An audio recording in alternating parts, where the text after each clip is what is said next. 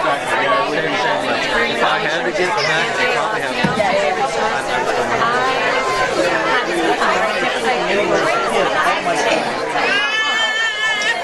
Hello.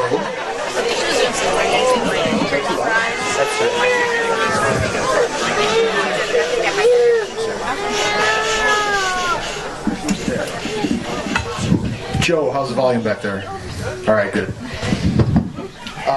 Welcome, everybody. This is quite a turnout.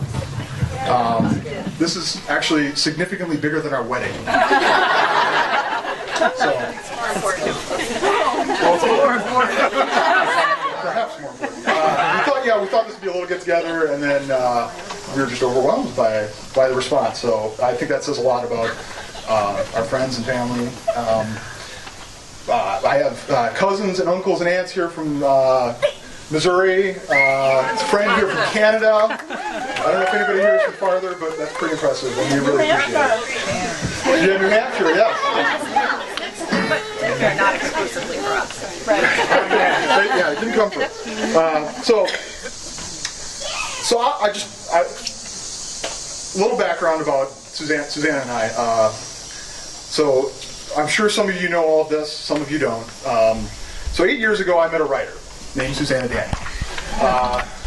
She was a fellow at UW, just passing through Madison. Grew up in Miami, went to university at Columbia in New York City, Ivy League, which she does not let me forget. Because we've got to save for Augie's Ivy League education. Stayed in Manhattan for a while, and then accepted into the Iowa Writers Workshop, which I didn't know before I met her. I am not a very literary guy, but it's pretty big fucking deal. Pretty important thing. So Madison was not her destination. It was a stop on her journey. And but we met, and kicking and screaming, I made her stay here. And I'm thankful that she finally acquiesced to stick around. So we got married a couple years later. When we met, she was a writer. That's what she did. That was her vocation. It was her passion. So we met, we got married. A couple years, not so long after we got married, actually, her mom succumbed to breast cancer. She spent, her dying months with her mother. Life got busy. She got a real job. We had to pay the bills, and writing was her passion, but it wasn't what she did day to day anymore. So it's like life just gets in the way of her dreams sometimes, and when you just wake up one day and she was a writer that hadn't written much in a long time. So summer 2008, our son's in the way, and she wakes me up in the middle of the night, as she sometimes is wont to do, because she's not a real good sleeper sometimes, and says, I'm terrified that I'm never going to finish this book that she's been working on since I had met her. And I committed. I don't remember exactly what I said, because my goal, frankly, was just to get back to sleep. But I remember committing, and I felt the commitment that I would help her in every way I could, for her to be able to get this book done. So she finished it right before Augie was born, in October of 2008. And then after that, she got an agent, shopped it around, sold it, and then in May 2009, sold her book. So that was great. She was on her way to doing what she wanted to be doing, even though she was still working a real job while this was all going on. She did this all, she would get up early and write, and then come home and write, and it was not easy to do, but she did it. And, I think it was frustrating because she'd spent so much time not getting it done that it was hard to get back into. But I handed it to her, she persevered.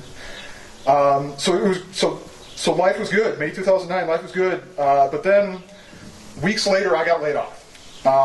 And we had always sort of, I don't know if we expressed it verbally, but we always sort of agreed that once she sold her book, that's what she would do. She would be a writer, instead of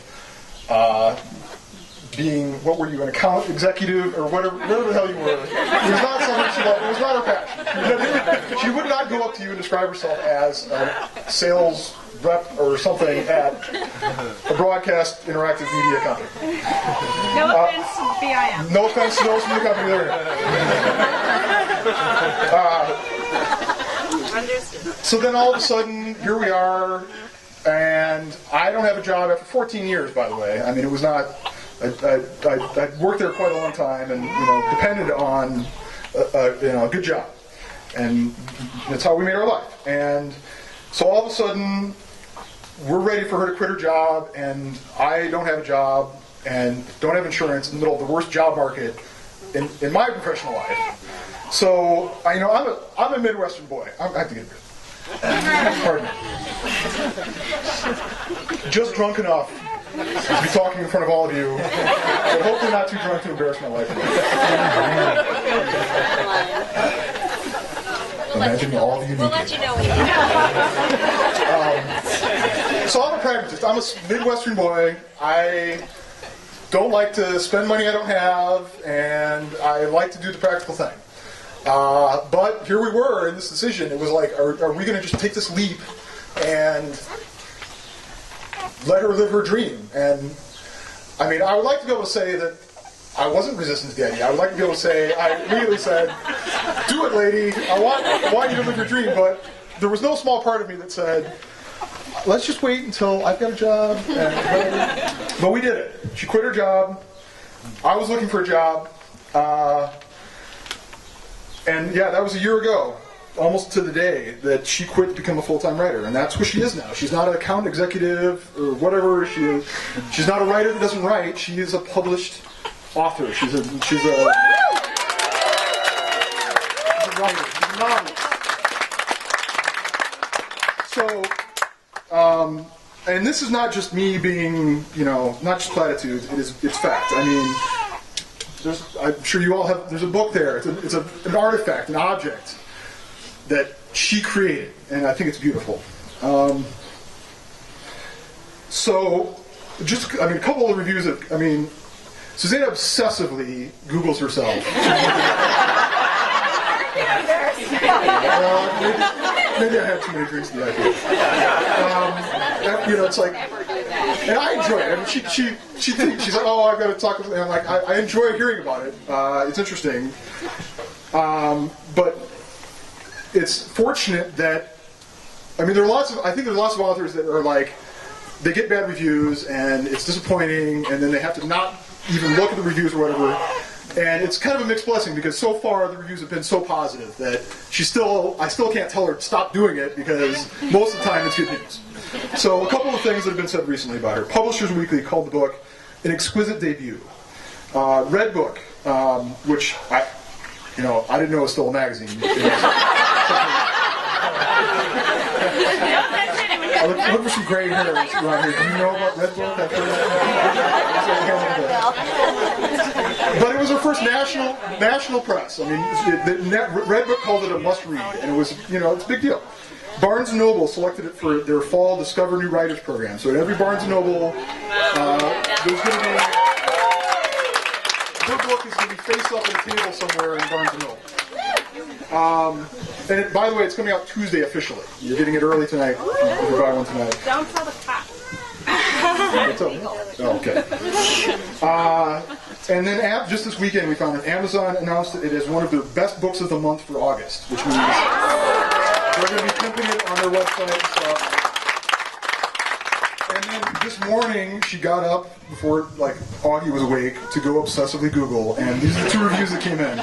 The Miami Herald, of course the hometown, said, quote, Daniel renders Frances and her family so authentically, their dynamics and quirks come to feel utterly familiar and endearing. And the Denver Post said, Daniel's descriptions of the lives and the surroundings are nearly melodic in their unfolding. The reading experience is captivating. So, there have been some bad things said about the book too, which I won't go into here. But overall, it's been so overwhelmingly positive. There's no book. So many books are.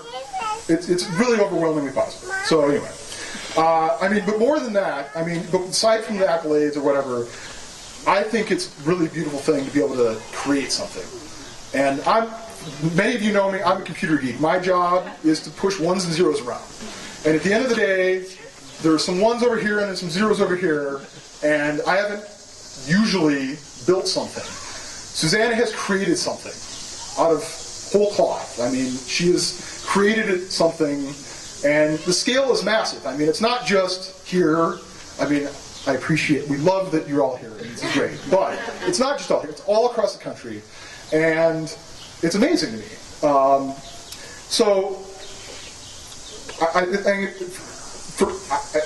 It's very satisfying for that to be able to happen. So anyway, when we did get married, in this wedding ring, in the inside of this is inscribed, "I have spread my dreams under your feet," and it's a quote from a Yeats poem. So I want to read that. It's not that long. Had I the heavens embroidered cloths and wrought with golden and silver light, the blue and the dim and the dark cloths of night and light and the half-light, I would spread the cloths under your feet. But I, being poor, have only my dreams. I have spread my dreams under your feet. Tread softly, because you tread on my dreams. It's all right. So, I hope that I've lived up to my commitment to you to tread softly under dreams. And I'm so proud of you, and I'm really excited to be part of your journey.